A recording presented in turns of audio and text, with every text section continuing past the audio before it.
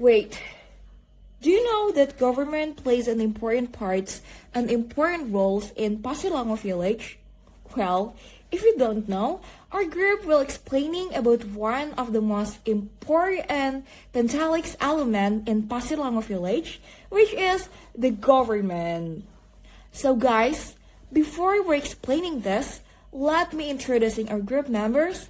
First, there's me, Jacklyn, Ananda, Ramadhina, and there's also my friends, Amaliyah Rubini, Annisa Putri Permatasari, Elina Permatasari, and Salsabil Amalia Dharma Putri. So, for the content, I think you should explaining this, Abil. So, for the content, time is yours. Okay, for table of contents, we have background, village profile, target, issues, goals, campaign strategy, media partner, timeline, and closing. So for the background will be explained by my friend Amel. Thank you so much, Abil. Now I'm going to explain to you guys about the background and also the village profile. As for background, we all know that Indonesia agricultural industry has been developing so much alongside with other development of technology. In one of Indonesia area, which is Pasirlangu village, there is this garden that have been using the modern technology called Habibi Garden. And what is this Habibi Garden? Habibi Garden is a machine that will automatically water your garden. You just need to set the things up, and then you just need to set the alarm, and they will automatically water your garden at the exact time that you have set. We want people know more about this technology for the better future of Indonesia agricultural industry, and also we want to introduce to you guys about the beauty of Pasirlangu. As for the village profile, Pasirlangu is located at Cisarua, West Bandung. The beauty in Pasirlangu is very amazing. And also the weather there is pretty cold because it is near of Mount Guranglang. One of the things that you need to know about Pasirlangu is the origin name of the Pasirlangu itself. Pasirlangu came from two words, which are pasir and langu. Pasir means hill, and langu came from Sundanese word ngalange. Ngalange means contemplating, daydreaming, and reminiscing. So Pasirlangu is hills of contemplating or hills for reminiscing. And one more important thing that we need to know more about Pasirlangu is one of Indonesia's largest paprika producer that have been imported their paprika to other country in Southeast Asian country, which are Malaysia and Singapore. That's why we want people to know more about Pasirlangu so that the village will be more known to the people, and also we want people to know more about the modern technology called Habibi Garden. And that's it from me. Now we went to another chapter which is started that will be presented by my friend Elina. Elina, please.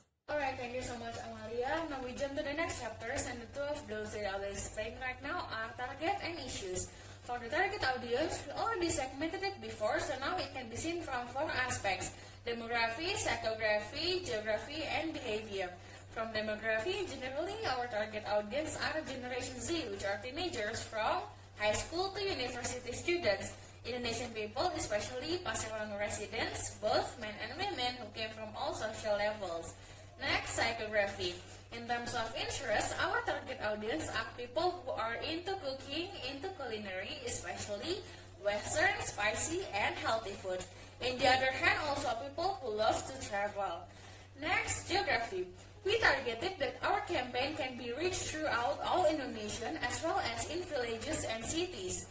And lastly, behavior. We are focusing on the captive audience who use social media so that our campaign can reach them easily. Next, for the issues. First thing first, the potential of Pasirlangu village is in its agricultural sector, and those are paprika, cauliflowers, and vegetables. From the problems faced by the villagers, especially farmers, there are several. Those are pests, individualism, and neglected production waste. On the other hand, some of the problems that we may face while making this new regulation, including in reaching all farmers, the possibility of resistance from some farmers who are refused to cooperate with the government, and the process of bringing together the opinions and the likelihood of decreasing enthusiasm. Okay, now to get to know about our goals and campaign strategy, I will give the opportunity to Annisa. Annisa, could you please? So thank you so much, Elina. So here I want to explain about the goals and the campaign strategies for our campaign. So first, our goal, since our target that we want to achieve in our campaign is we want to unite all of the farmers in Pasirlangu village and work together with the local government, such as first gathering all of the farmers in Pasirlangu village association. Second is monitoring the performance of farmers in the field of developing the agriculture sectors. And the last is we want to make a plantation labs in Pasirlangu progress. And for the campaign strategies in this campaign that we want to meet, we want to create a farmers association located in Pasirlangu village. The training was about how to develop agriculture in Pasirlangu, overcoming various problems that occurs in the Pasirlangu village. So one of the problems that occurs in Pasirlangu village is the pest that spreads in every farmer's plantation. So many of the farmers are overwhelmed to deal with the problem and end up leaving Pasirlangu and choosing to open new land outside in Pasirlangu areas. Some of activities that expected to be implemented since local government make a new regulation for farmers in Pasirlangu village, which the implementation that we want to be held are first, conducting the workshop for any farmers in Pasirlangu village. Second, open on hold an association that can be joined for the farmers. Third is provide training for farmers on how to deal with the pesticide problems that occur in each village problems. Fourth, advise and monitor farmers in choosing quality controls of the ingredients such as good pesticide, which are believed to be able to overcome the problems of pests that spreads in Pasirlangu village. The last is unite the vision and mission to make the result of the plantations in Pasirlangu well known by the wider community so that they can build relationship with the other business people and etc. So I think that's all that I can explain about the goals and the campaign strategy. The next chapter will be explained by Abil. Abil, please. Okay, thank you, Tasa. So for the partner, to implement the campaign, the government can do it by themselves. There's a need for other parties. Here are the partners that will be possible to be our partner. First, local farmers as the participant and partner of the campaign. Second, media to publish and inform people about the event. We could choose the local media and national media to publish the public relations press release. Third, local government. Local government have their own special rules and ways to manage the place. That's why there's a need to coordinate with every important local government, starting from the village area until the regional area.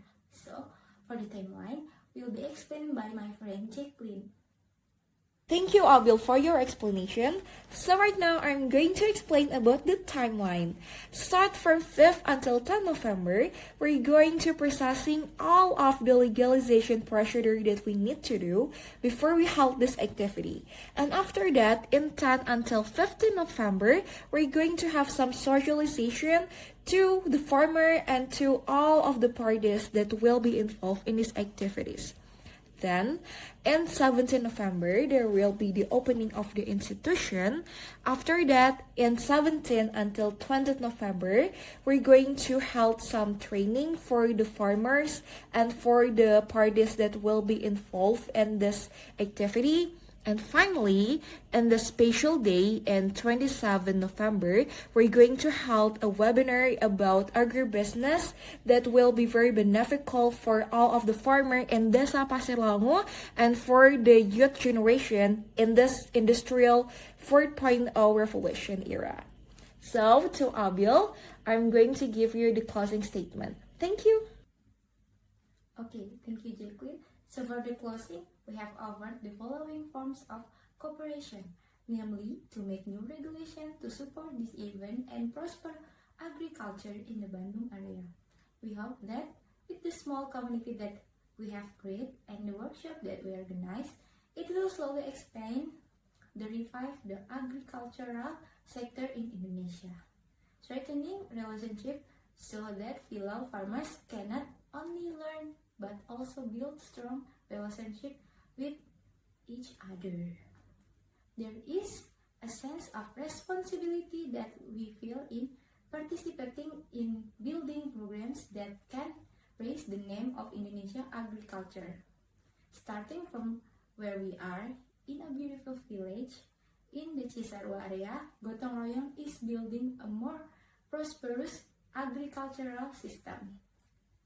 With thus reasons, we have made this proposal for the kind spirit time we humbly say.